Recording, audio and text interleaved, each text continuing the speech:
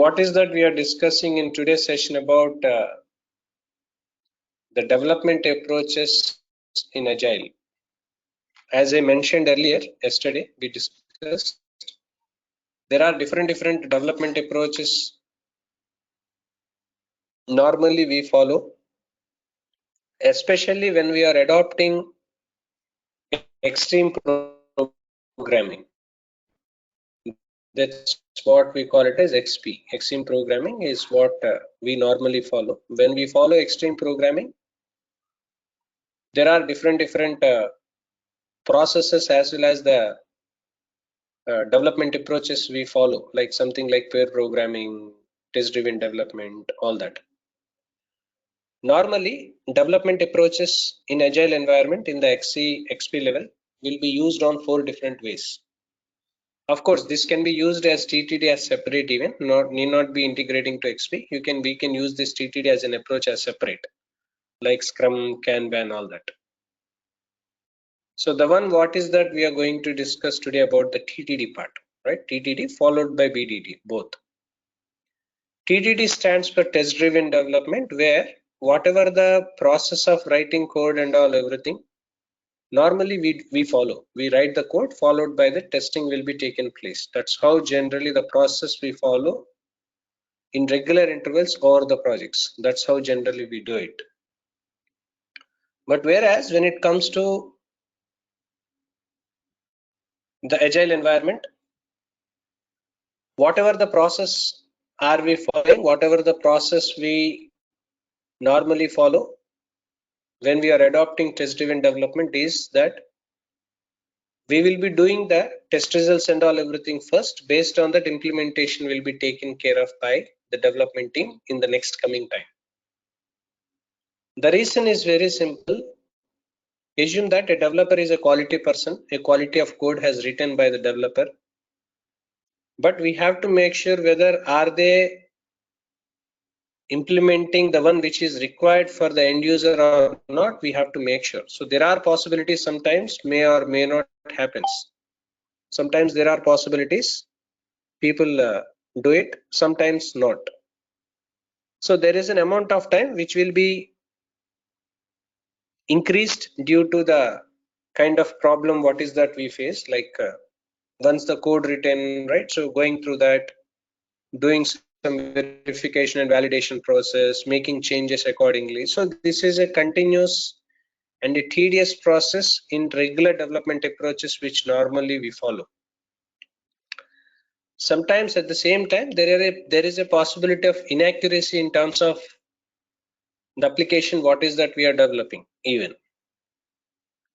So when we adopt the procedure of test-driven development, where whatever the test functionalities do we require to do the testing and all will be added in the beginning time. If you remember, when we follow testing, there are 2 different procedures. One is manual testing, second is an automation testing. Manual testing using different documents, something like test cases, test plans, all that will be prepared. Whereas when it comes to the automation testing and all, we use different tools, something like Selenium, Silk, WinRunner, LoadRunner. All these will be used in regular intervals. Now, when you follow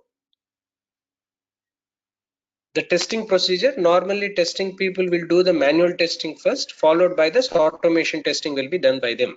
Because whatever the use cases development team is preparing, that equivalent to use case, they have to prepare the test cases equally.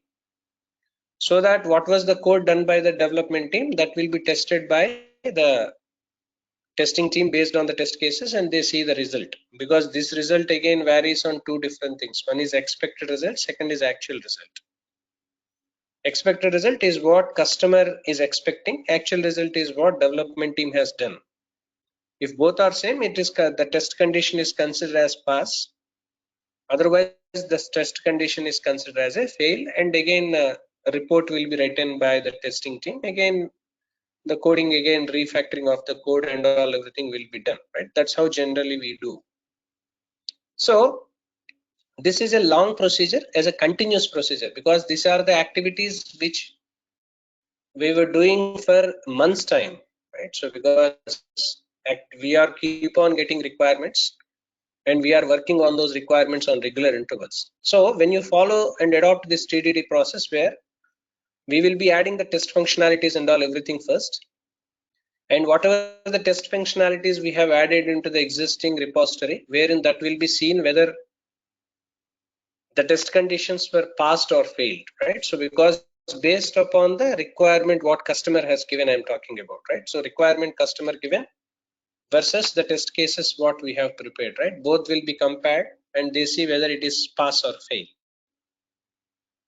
Based on the result, what is that they see? Either it could be, may not be 100% pass, may not be 100% failed, maybe via median, right?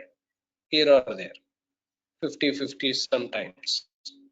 So based on that, coding will be done. So the amount of time to spend to write the code and all everything will come down due to this reason. Because of this reason, the kind of code and whatever the kind of code we have written and all everything will come down. This is what generally the coding stands for. Means you can reduce the complexity of the time to invest to write the code. Even unnecessary functionalities will also be addressed sometimes by the development team, even though they are technically strong enough. There are possibilities sometimes unnecessary functionalities will also be written for the test coding.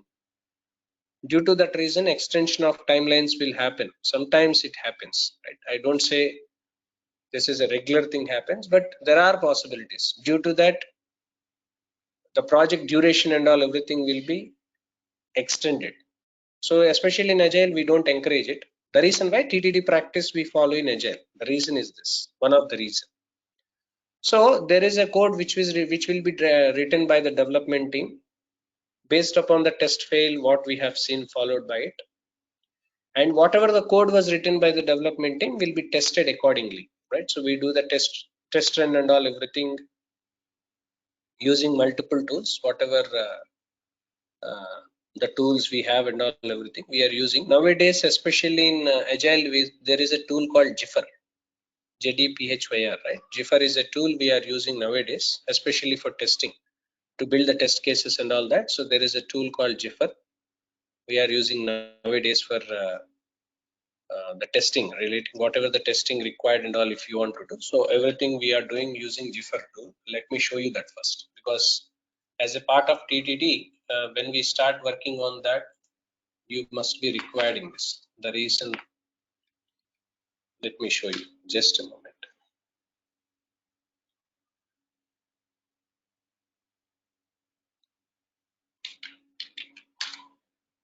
On Jira,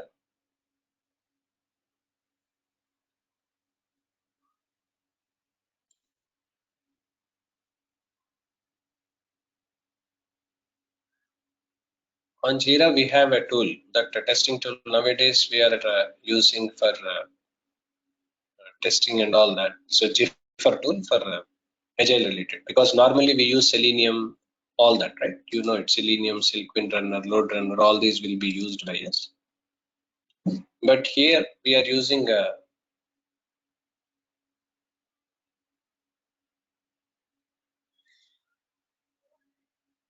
tool of Jiffer. Right, let me open it. Okay, right. So the tool of Jiffer and all, everything we were using nowadays. Using this Jiffer tool and all, whatever the integration required for the Jira for test cases, to write the test cases and all everything, to integrate the testing functionalities, all that, this tool is being used nowadays. Something like as we are using like DevOps tools, all that. So we have this tool, even Jiffer tool.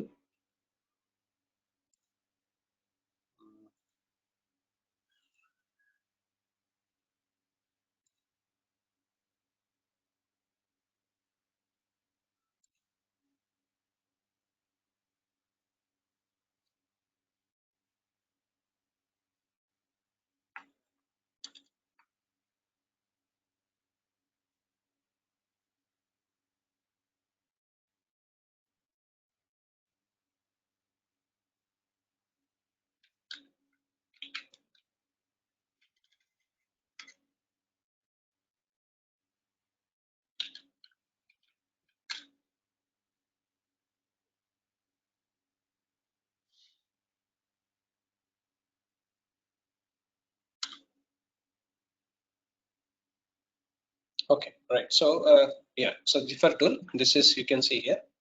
So this is for test management and all that. This integration we are doing nowadays, of course, in cloud, especially in Jira, especially when you are working on agile environment. Nowadays, the happening tool is this Jiffer scale. Of course, we have three different levels. We have scaled, we have squad, even we have Jiffer enterprise version even. So depends on the need and all that. So this is what we are using for test management with integration of Jira and all everything. This is a tool we are using nowadays. So again, coming back to the point, so this is where generally the test running and all using this test case management and all we do. Followed by this refactoring of the code and all everything will be done by the team. So this is a process which normally we were following in reference to the test driven development nowadays, especially when we follow in agile practice. Whereas when it comes to the BDD, because how it is different from testing TDD from BDD is, as I mentioned earlier, there are four. One is TDD, second is BDD, behavioral driven development, which we are discussing now. Third, MDD and FDD, model driven development and feature driven development. When you talk about BDD, BDD majorly focusing on the behavior of the contribution what customer wants, means what was the business outcome customer wants, that approach is required. That's what we call it as BDD approach. Even this BDD approach, if you see closely, even BDD approach will also be a part of our integration. As an integration means as a part of the implementation when we are working on agile and all. So even the BDD approaches also we follow. Why? Because behavioral driven development, that's what we call it as BDD stands for. What is meant by behavior? Behavior, nothing but the kind of business outcome what end of the day business expects, right? So how business behaves, right? That is what is required. Business means user, I'm talking about, right? How user behaves and how and what user wants.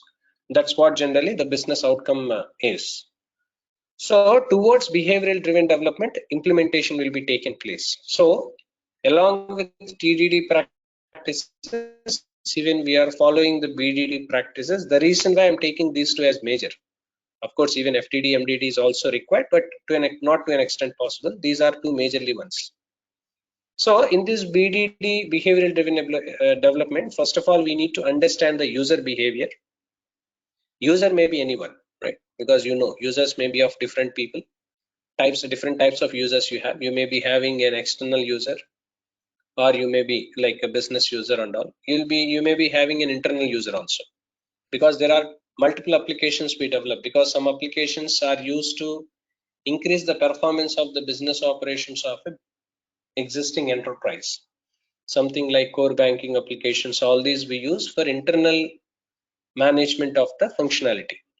But there will be some commercial applications where customer is providing services for their customers, something like online banking, ATM system, or these are all commercial applications, even like online shopping.